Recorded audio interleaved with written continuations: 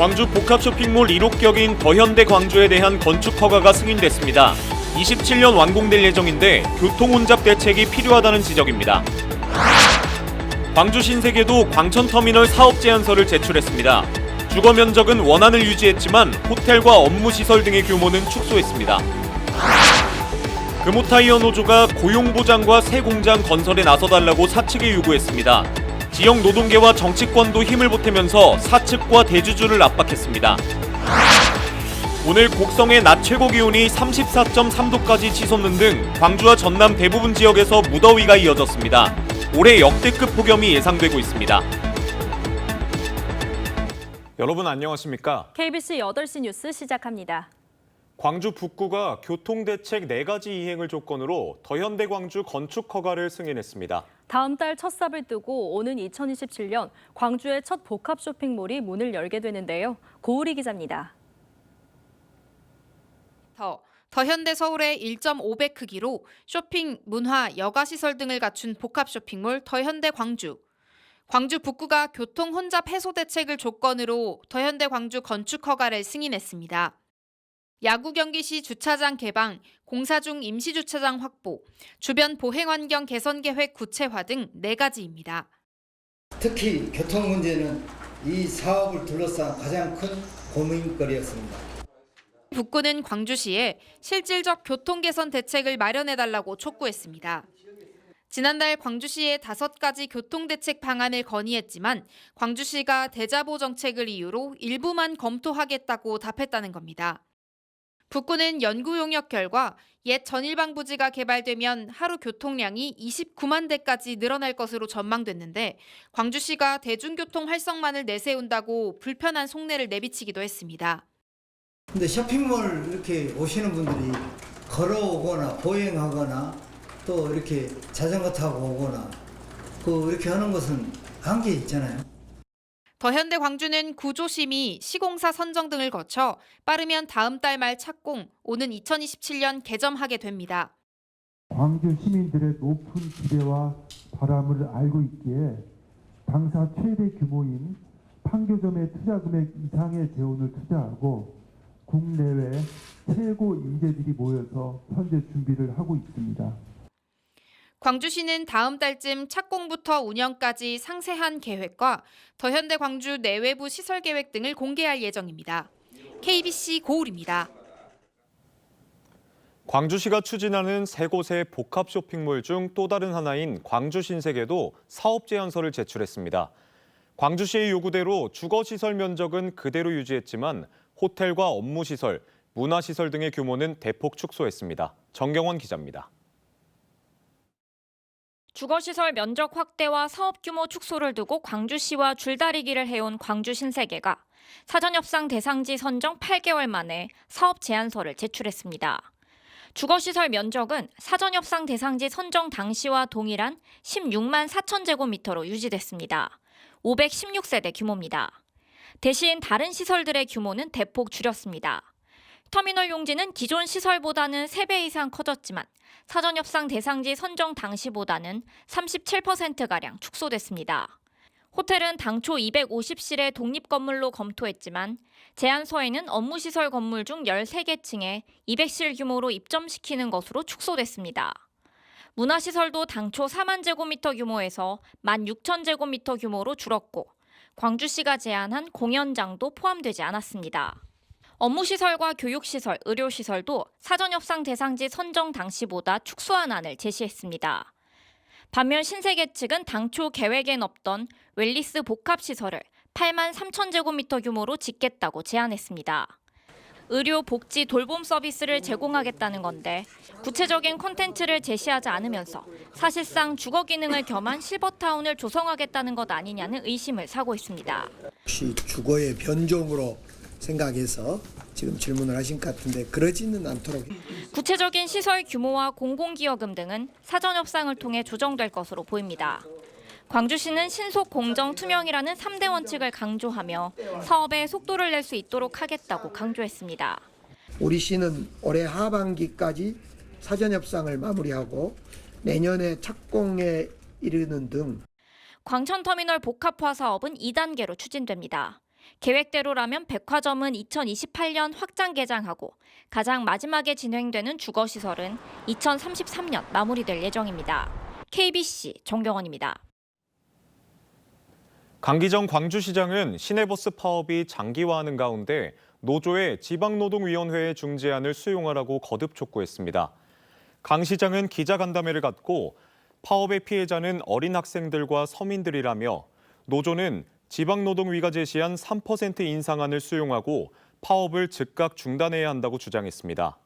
이어 협상 테이블을 구성해 임금과 정년 연장안 등 시내버스 준공영제의 합리적 개선안도 함께 논의해야 한다고 강조했습니다.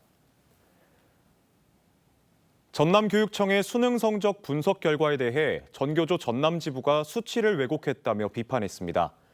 전남지부는 전남도의회 토론회에서 도교육청이 상위권 증가라는 성적 분석을 위해 21학년도 수치를 의도적으로 끌어다 썼고 하위 등급 비율을 부풀려 통계를 왜곡했다고 주장했습니다. 이에 대해 전남교육청은 수치 입력 오류와 과도한 일반화를 인정하며 신뢰할 수 있는 분석 체계를 마련하겠다고 밝혔습니다. 금호타이어 광주 공장이 대형 화재로 가동을 멈춘 지 한 달이 지났지만 복구나 공장 이전 등에 대한 방향조차 제시되지 않고 있는데요. 노조는 생산 재개가 불투명해 고용 불안이 커지고 있다면서 사측과 대주주, 정부 등의 대책 마련을 촉구했습니다. 신대희 기자가 보도합니다. 금호타이어 광주 공장 직원 A씨는 한 달 넘게 대기 상태에 놓이면서 생계에 어려움을 겪고 있습니다. 대형 화재로 공장 가동이 멈추면서 임금이 평소 70% 수준으로 깎였습니다. 부업으로 잠시 농사일도 해봤지만 언제 공장이 가동될지 알 수 없어 걱정이 큽니다. 회사를 다시 갈 수 있겠는가? 확신이 없는 것 같아서 너무 힘들더라고요. 금호타이어 광주 공장 기능직 1,850여 명 중 곡성 공장으로 파견된 39명을 뺀 대다수가 집에서 시간을 보내야 합니다. 핵심 설비가 모인 이 공장 대부분이 타면서 외주업체와 비정규직 화물 노동자들도 사실상 일자리를 잃었습니다. 노조는 생계가 어렵다며 1공장을 다시 가동하는 등 고용 안정 대책을 마련해달라고 요구했습니다. 8월, 9월 되면 실질적으로 가동이 가능할 걸 보고 있습니다. 1만 본이면 500명 이상이 실질적으로 투입되지 않을까. 노조는 사측에 한평 빅그린 산단에 새 공장을 지어달라며 최대 주주인 중국 더블스타와 채권단인 산업은행에 대해서도 협조하라고 요구했습니다. 공장 신축을 위해서는 1조 원 정도의 비용이 드는 만큼 정부와 정치권도 적극 나서야 한다고 말했습니다. 채권은행이기 때문에 거기서 또 국채은행, 거기서 자금을 대출 이렇게 하지 않고서는 공장 비용 관련돼서 좀 마련이 어렵다. 노조는 대통령 집무실과 국회 앞에서 고용보장과 정상화를 요구하는 1인 시위를 이어갈 예정입니다. 지역 노동계와 정치권도 금호타이어 광주 공장 복구와 이전, 고용 승계에 대한 명확한 계획과 입장을 밝혀야 한다며 사측과 대주주를 압박하고 나섰습니다. KBC 신대희입니다. 전남도의회가 해양수산공공기관의 전남 이전 촉구 건의안을 의결했습니다. 이광일 도의원이 발의한 건의안은 전국 수산물 생산량의 60% 이상을 차지하는 전남으로 해양수산 관련 공공기관의 이전을 촉구하는 내용을 담고 있습니다. 이 의원은 해양수산부 부산 이전 논의가 본격화되고 있다면서 수산업의 거점이자 미래 수산업 혁신을 위해 수협중앙회와 한국어촌어항공단, 해양환경공단 등 해양수산 공공기관을 전남으로 이전해야 한다고 촉구했습니다. 내년 1월 개원 예정인 광주시 교육청의 AI 교육원 조성공사가 속도를 내고 있습니다. 407억 원을 들여 연면적 9,129제곱미터 규모로 조성되는 AI 교육원은 오는 9월 준공한 후 내부 시설 공사를 거쳐 내년 1월에 문을 열게 됩니다. 광주 오치동에 조성되는 AI 교육원은 학생 대상 전시와 체험, 교육 프로그램을 운영하고 교원과 시민 대상 AI 역량 강화 연수와 융합교육 연구 등을 맡게 됩니다. 오늘 광주의 낮 최고 기온이 32도까지 치솟는 등 때이른 초여름 무더위가 찾아왔는데요. 내일부터 시작되는 장마가 끝나면 올여름 역대급 폭염이 찾아올 수 있다는 분석도 나오고 있어 건강관리에 각별한 주의가 당부됩니다. 박성호 기자의 보도입니다. 시장 상인들이 좌판 위에 쉴 새 없이 얼음을 채워 넣습니다. 숨 돌릴 틈도 없이 녹아버리는 얼음에 판매용 생선이 혹여 상하진 않을까 초여름 무더위가 야속하기만 합니다. 오늘 날씨가 너무 더워서 얼음을 넣자마자 다 녹아요. 곡성의 낮 최고 기온 34.3도, 순천 33.2도, 광주 32도 등 27도에서 33도 분포로 20개의 눈금은 올해 들어 가장 높게 올랐습니다. 여기에 장마까지 코앞으로 다가오면서 습도도 높아 체감상 더욱 후텁지근한 날씨가 이어졌습니다. 본격적인 여름 무더위가 찾아온 건데 올해는 특히 폭염이 기승을 부릴 전망입니다. 기상청은 올해 6월부터 8월까지의 평균 기온과 강수량 모두 예년보다 높을 것이라고 예보했습니다. 이미 6월 들어 15일까지 평균 기온이 23.3도로 1973년 이후 가장 더웠던 지난해 6월 22.7도 수준을 넘어선 상태입니다.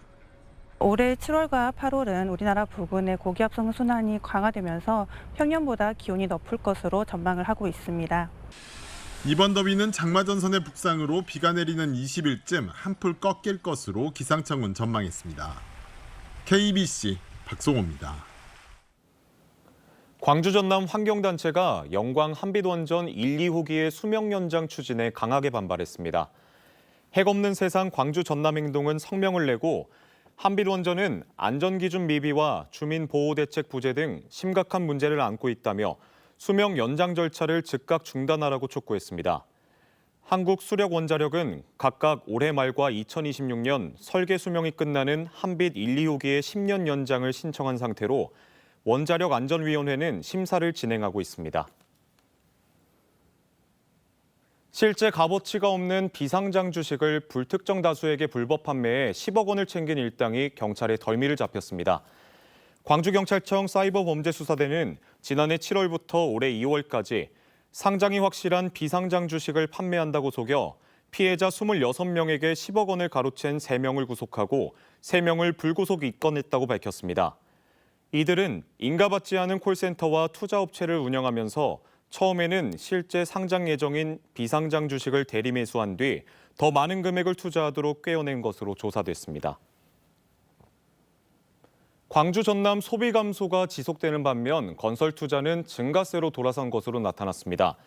한국은행 광주 전남 본부가 발표한 4월 중 실물 경제 동향에 따르면 광주 소비는 백화점과 대형마트 모두 3개월 연속 감소하며 지난해 같은 달 대비 8.8% 줄었습니다. 반면 건설 투자는 공동주택, 부대시설 등 기타와 주거용을 중심으로 상승해 지난해 같은 달과 비교해 4.6% 증가했습니다.